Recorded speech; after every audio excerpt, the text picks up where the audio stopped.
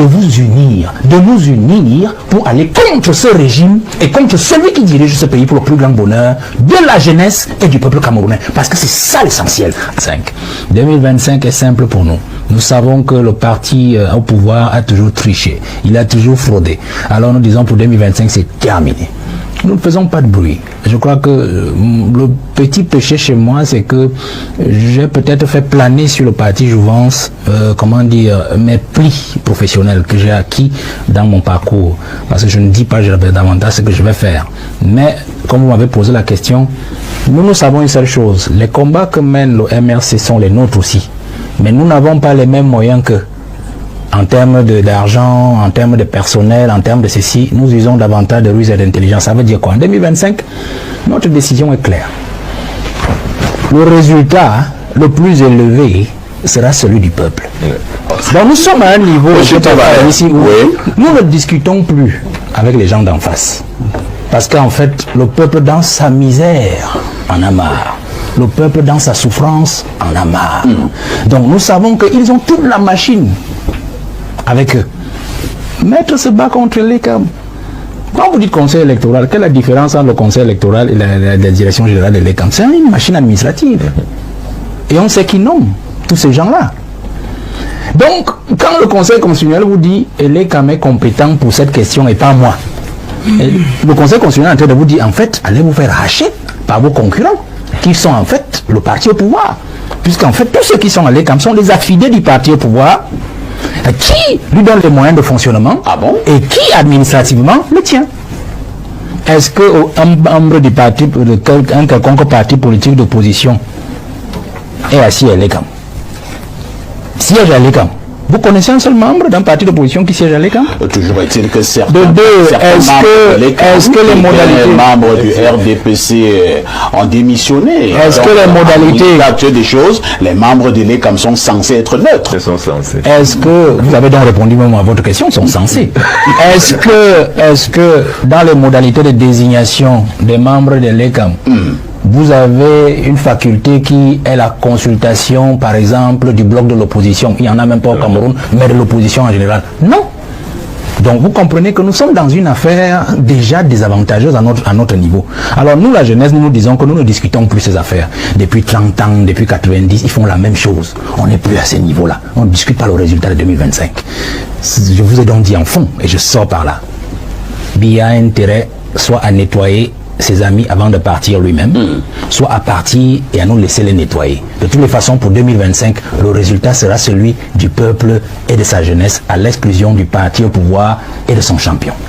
Espérer que l'opposition puisse remporter pour une fois une élection présidentielle en l'état actuel des choses, avec les lois, les textes en vigueur, avec les LECAM. Moi, je suis surpris que vous parlez des choses que tout le monde sait, que tout le monde peut vérifier. Nous, on n'est plus au niveau de débattre sur les lois. Vraiment, ce débat m'embarrasse parce que je vois les billes, il a tout l'arsenal. Bon, on n'est pas venu avec, mais il a bien fait de venir avec parce qu'on peut lui emprunter ça et on lit. Vous voyez? Nous, on n'est plus à ce niveau. Le système en place a déjà mis tous les leviers au top go de la fraude et de la corruption de 2025. Ce que l'ECAM fait là, c'est juste un rodage. On ne publie pas la liste, on observe les réactions. Il y a des noms on retranche de la liste et on les remet un mois après. C'est des tests. Le système que moi je suis quelqu'un du système, je le dis toujours, je sais comment ça fonctionne. Donc ils sont déjà sur les starting blocks de 2025. Ils rôdent la machine. Ce qu'on a fait au MR, c'est la liste, le titulaire de la publication de la liste 18 partis que réclame Maître Sim. C'est clair. On fait publier ça par Cameroun Tribune et puis ça fait jason dans la société, dans la presse, ainsi de suite. On sait qui on vise, on veut voir des réactions. On sait pertinemment que avoir des élus n'est pas la seule modalité qui peut autoriser un parti à présenter un candidat. Mais on vous dit quand même que sur un titre, voilà la liste des 18 partis autorisés à présenter un candidat pour 2018. C'est des tests. Alors, vous avez dit quelque chose là, il faut qu'on comprenne bien, parce que c'est un grand débat. Même si Maître Sim ne veut pas que nous le fassions. Vous dites que la seule condition pour un parti politique de présenter un candidat à l'élection n'est pas d'avoir des élus. C'est ce que vous venez de dire? Mais la loi est claire, non? Quand on dit que le parti politique qui veut présenter un candidat aux élections doit avoir des élus, s'il n'a pas des élus, le candidat peut rechercher les 300 signatures. C'est clair. C'est clair. Mais je dis que le fait pour un journal qui plus est à capitaux publics de sortir sur une page, voici la liste des 18 partis autorisés à présenter un candidat, c'est une information, mon Valère. C'est pas une information, monsieur. C'est pas une information. Peut-être pour le public qui n'a pas, c'est un teasing, mais peut-être pas pour les populations, monsieur Lambda, qui n'a pas la liste des partis en tête. Mais on sait que, quand on le dit, chacun va chercher son parti. Chacun va chercher d'abord son parti pour dire que je suis même dans cette chapelle politique. Est-ce que nous aurons un candidat? Voilà. Conclusion, chacun en fonction de son appartenance dira je suis du. Donc, mon parti ne peut pas présenter mon champion. Le débat est lancé. Et conséquence, nous nous retrouvons devant vous en train de débattre de cela. Donc, la machine test, c'est la psychologie populaire que le pouvoir en place est déjà en train de tatillonner, de guillonner. Il faut faire très attention. Moi, je veux donc dire que nous ne nous situons plus à ce niveau. Vous parlez de l'opposition. Vous comprenez? Je veux dire que ce que l'aîné Limbi a dit, pour moi, est fondamental sur la psychologie des candidats ou la psychologie du leader de l'opposition. Moi, je ne suis pas entré en politique pour devenir président de la République ou ministre ou quoi que ce soit. Je ne sais même pas. Il y a un moment où je me demande, mais qu'est-ce que je fais même dans cette affaire? J'ai tout abandonné avec tout ce que j'avais pour venir en politique. Mais je me suis rendu compte d'une chose. Je fais partie justement de ceux qui sont chargés de la transition même dans l'opposition. Parce qu'il y a un leadership de l'opposition qui devra être balayé à tout jamais. Ah bon? Parce que il y a qui s'en va là. Nous disons toujours qu'il s'en va avec son régime. Vous pensez que c'est seulement avec le régime? Il y a partira même aussi avec son opposition à lui depuis 43 ans. Mais dites-moi, un prochain président de la République qui arrive, mais attendez, ce n'est plus ce que nous voyons là, hein, qui seront des opposants. La nouvelle génération ne veut plus les voir. Parce que le 2025, c'est le dernier test de la vieille garde de l'opposition. Est-ce qu'il faut dire qu'il y a l'opposition de l'opposition? Non, je n'entre pas dans ce débat. Je dis 2025, c'est le dernier test de la vieille garde de l'opposition, c'est-à-dire des vieilles figures qu'on a toujours eues depuis 1980, 90, 2020, 2000, ainsi de suite. Vous comprenez? C'est-à-dire que si il nous faut rater ce virage de 2025, c'est terminé. On n'en voudra plus après 2020, la prochaine génération. Donc, je suis content quand je vois la liste des leaders de partis politiques. Il y en a qui sont de plus en plus jeunes. De plus en plus jeunes. Parce qu'il faudra que les vieux ténors là nous laissent la place. Je prends un simple cas. J'ai suivi le débat sur... Bon, j'ai vu ce qu'on a dit du PCRN. Les déclarations du président du PCRN qui a fait des volets de bois vert, ainsi de suite. Bon, on peut prendre ça en ambiguïté. Mais le fond est là. Le fond est là. C'est que il y en a qui ont quand même fait un certain parcours. Et il y a des choses que le peuple attend d'eux. Il y a aussi des positions qu'on n'admettrait pas de les voir proposer au peuple camerounais aujourd'hui. Donc, il faudrait que la vieille garde de l'opposition comprenne une chose. Là, je parle de coalition. La vieille garde doit comprendre une chose. Il n'est plus question de vous dire une chose, non, nous ne coalisons pas parce que tel est noir, parce que tel est blanc.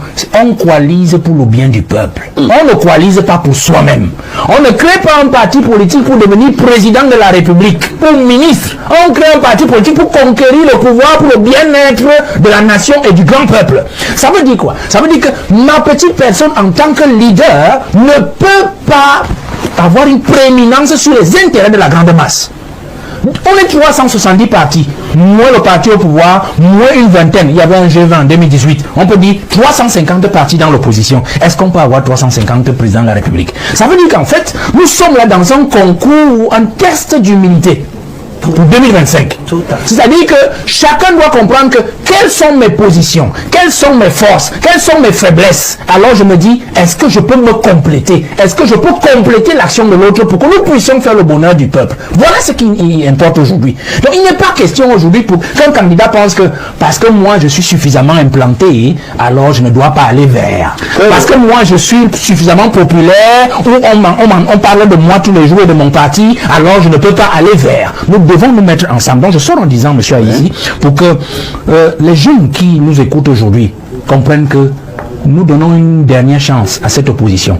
Et ayant fait un peu de cette opposition depuis un bon bout de temps, je suis à 6 ans, je cours avec eux, je dois vous dire, parfois ici, que c'est pas facile. Cette opposition, et je l'ai toujours dit aux aînés, et je le disais encore à l'aîné Sambaka, il y a presque une semaine, on s'est vu, je lui ai dit, je ne veux pas savoir ce que vous avez fait dans le passé.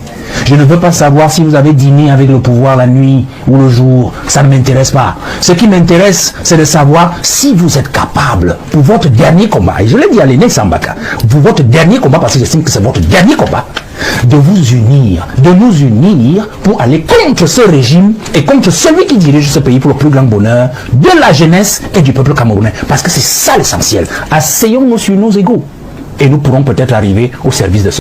Valère Bessala prend la parole. Il dit que 2025, c'est le dernier combat.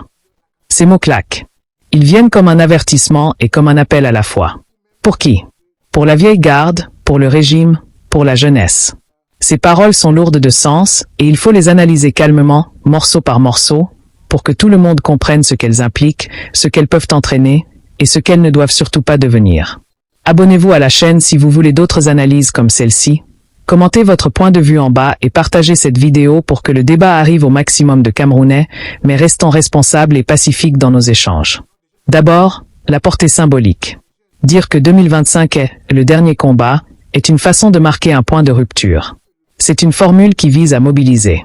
Elle dit, il y a une limite au tolérable. Elle dit aussi, la patience populaire a des frontières. Dans le contexte camerounais, où l'alternance n'est pas encore une habitude routinière, prononcer ces mots peut galvaniser des espoirs mais aussi déclencher des peurs. Il faut donc prendre ces mots au sérieux sans les exagérer. S'adresser au peuple avec une telle formule peut créer de l'unité, mais peut aussi accroître la polarisation si la stratégie politique qui suit n'est pas claire et pacifique. Ensuite, le diagnostic qu'il pose. Ce régime s'est toujours maintenu au pouvoir grâce à la fraude. C'est une accusation grave mais récurrente dans le débat politique camerounais. Il y a deux façons d'aborder cette affirmation. La première est l'examen factuel. Il faut des preuves, des données, des exemples concrets, procès-verbaux, témoignages, rapports d'observateurs indépendants pour étayer la thèse d'une fraude organisée. La deuxième est la dimension politique et morale. Affirmer la fraude nourrit la colère et la défiance, même s'il n'y a pas de preuves publiques robustes. Dans un discours destiné au grand public, il est efficace de rappeler les faits connus, opérations administratives contestées, erreurs dans les listes, décisions judiciaires contestées, sans tomber dans la diffusion d'accusations non vérifiées. Le bon militantisme exige de la crédibilité, réclamer des enquêtes transparentes, des audits indépendants, et l'accès des observateurs est une manière de transformer l'accusation en une demande de justice et de transparence. Valère Bessala appelle la « vieille garde » à laisser la place. Ce passage est important. Il ne vise que le régime, il vise aussi l'opposition. Il suggère que le changement passe par un renouvellement politique. C'est un point sensible et nécessaire. Au Cameroun comme ailleurs, le renouvellement des élites est souvent une condition pour rassembler la jeunesse. Mais attention, dire « laisser la place » peut être perçu comme un désaveu personnel et provoquer des tensions internes. L'appel doit donc être formulé avec finesse. Il est utile de demander aux leaders historiques de faire preuve d'humilité, de transmettre, de mentorer la relève, plutôt que de partir en conflit. Le message doit rester « priorité au pays, pas aux carrières ». La question des moyens revient souvent dans le discours. Nous n'avons pas les mêmes moyens qu'eux, en termes d'argent, de personnel. C'est une réalité matérielle. L'opposition camerounaise souffre souvent d'un déficit logistique et financier. Ici, la stratégie évoquée, parler de « ruisselles intelligentes », de tactiques subtiles, montre que le camp de Bessala compte sur l'ingéniosité plutôt que sur l'argent. C'est une voie honorable. Mais pour gagner une élection dans des conditions contestées, l'ingéniosité doit se coupler à l'organisation de terrain, à la formation des agents électoraux, à la mise en réseau des observateurs et au renforcement des mécanismes de sécurité des données électorales. En clair, l'intelligence seule ne suffit pas, il faut la structurer et la professionnaliser. Quand il parle des institutions, et en particulier de l'ECAM et du Conseil constitutionnel, Bessala met le doigt sur une faiblesse du système. Il décrit l'ECAM comme une machine administrative, contrôlée, selon lui, par le parti au pouvoir. Cette défiance envers les institutions est un marqueur fort du climat politique. Là encore, l'empirisme s'impose. Dénoncer l'absence de neutralité possible des organes de supervision électorale est légitime, mais il faut proposer des remèdes précis. Que faire? Exiger des nominations transparentes, des audits indépendants, la présence d'observateurs internationaux et locaux qualifiés, et la publication minutieuse des listes et des procès-verbaux. Autrement, la critique restera une plainte et ne se transformera pas en réforme. Le discours sur l'union de l'opposition et sur la coalition mérite une attention particulière. Bessala répète qu'il faut se coaliser, pour le bien du peuple, et non pour des intérêts personnels. C'est une leçon d'humilité politique. La multiplication des partis affaiblit souvent l'opposition. Mais la coalition n'est pas automatique. Elle exige de la confiance, des concessions, et un accord sur des priorités partagées. Pour que l'union fonctionne, il faut définir un programme minimal commun, des règles claires de gouvernance interne, et un mécanisme de désignation du candidat qui soit perçu comme légitime par les bases. Sans cela, la coalition reste un vœu pieux. Bessala a raison de dire que la jeunesse exige du changement. La vieille opposition doit prouver qu'elle peut se réinventer et partager le pouvoir de façon constructive. Il y a aussi une dimension psychologique dans ses propos. Il parle de dernière chance, de test, de rodage de la machine. Cela montre qu'il analyse le rapport de force comme un match stratégique. Quand on parle de psychologie populaire, il faut être prudent. La rhétorique du dernier combat peut réveiller l'espoir, mais elle peut aussi décevoir si le résultat n'est pas à la hauteur. Il faut donc gérer les attentes. Une bonne pratique serait d'articuler des objectifs à court terme, mesurables, accroître la mobilisation citoyenne, sécuriser X bureaux de vote, obtenir la présence de Y observateurs indépendants, demander la publication intégrale des listes électorales, etc. Des objectifs concrets calment la rhétorique et offrent des critères d'évaluation. Sur la question des leaders personnels, Bessala se montre introspectif. Il dit ne pas être entré en politique pour devenir président, et il évoque la nécessité d'un leadership de transition. Cette posture est précieuse. Elle répond à la critique selon laquelle certains hommes et femmes politiques poursuivent des carrières personnelles au détriment du bien commun. En prenant le rôle de transition, il invite à la sobriété et à la mission collective. Cela peut séduire la jeunesse. Mais attention, rien n'empêche un leader de transition de glisser dans l'ambition personnelle. La vigilance démocratique reste essentielle. Autre point clé, la méthode à privilégier. Bessala insiste sur la nécessité de résister à la fraude, mais sans recourir à la violence. Il évoque des techniques de mobilisation et de vigilance. C'est l'approche la plus responsable. Dans un pays où des discours enflammés peuvent dégénérer, il est impératif d'encourager la non-violence, l'appel aux observateurs, la documentation des fraudes, et le recours aux voies juridiques lorsque c'est possible. Le combat pour la démocratie doit rester civil et juridique. L'appel à la jeunesse résonne dans tout le propos. Bessala place la jeunesse au centre. Le Cameroun est un pays jeune. Mobiliser ce vivier est essentiel. Mais la jeunesse est diverse. Il faut des formes d'engagement adaptées, réseaux sociaux, actions de terrain, panels de discussion, formation civique et opportunités de participation dans l'organisation des campagnes. Donner la parole aux jeunes, les former à la gestion publique et prévoir des places pour eux dans les structures est la meilleure manière de transformer un slogan en réalité. Sur la stratégie médiatique, il note le rôle des médias d'État, comme la publication orchestrée de listes qui servent de tests psychologiques. Cela appelle une double réponse, renforcer l'indépendance des médias et développer une communication alternative crédible. Les médias communautaires, les radios locales et les plateformes en ligne jouent un rôle central au Cameroun. Accompagner ces médias d'investigation, appuyer les journalistes indépendants et sécuriser la diffusion d'informations vérifiées aidera à contrer les manipulations. Il faut aussi former les citoyens à reconnaître la désinformation.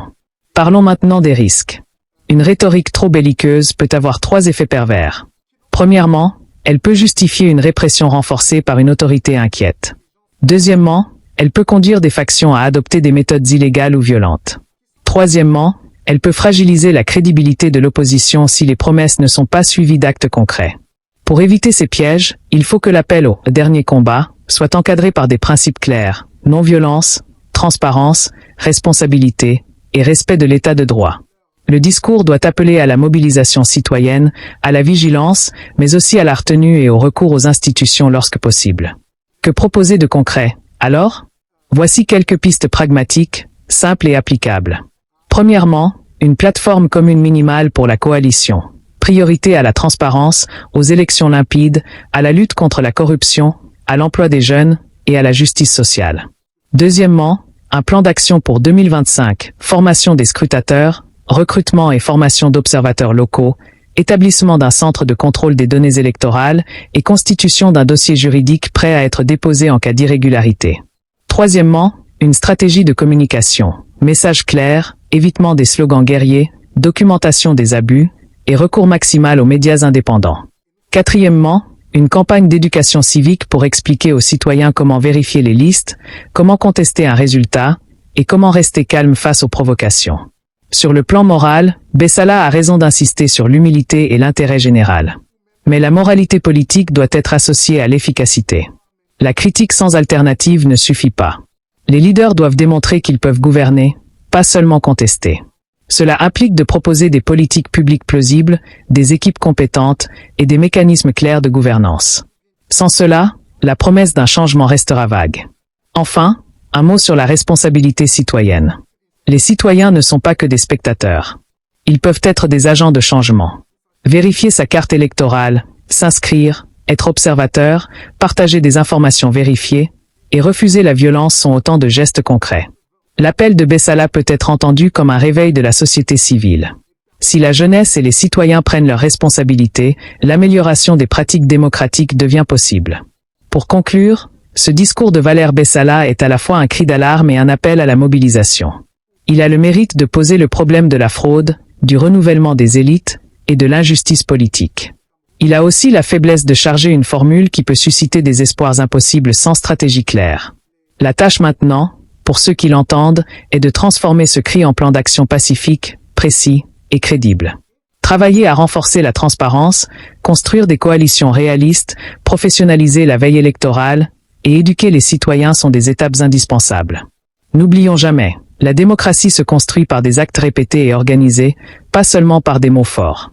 Si vous avez trouvé cette analyse utile, abonnez-vous à la chaîne, mettez un commentaire avec votre point de vue, soyez respectueux dans vos mots, et partagez pour informer vos proches. Ensemble, on peut faire en sorte que le débat public au Cameroun soit mature, responsable et orienté vers l'intérêt général. Merci d'avoir écouté jusqu'ici. Partagez cette vidéo, commentez avec vos propositions concrètes, et restons mobilisés mais sereins. Alors, vous avez bien compris, vous avez bien écouté la vidéo, vous avez très bien écouté, certainement. Donc, faites-vous votre idée, commentez, likez, partagez. N'oubliez pas de vous abonner, de nous laisser le petit pouce en haut pour liker, merci.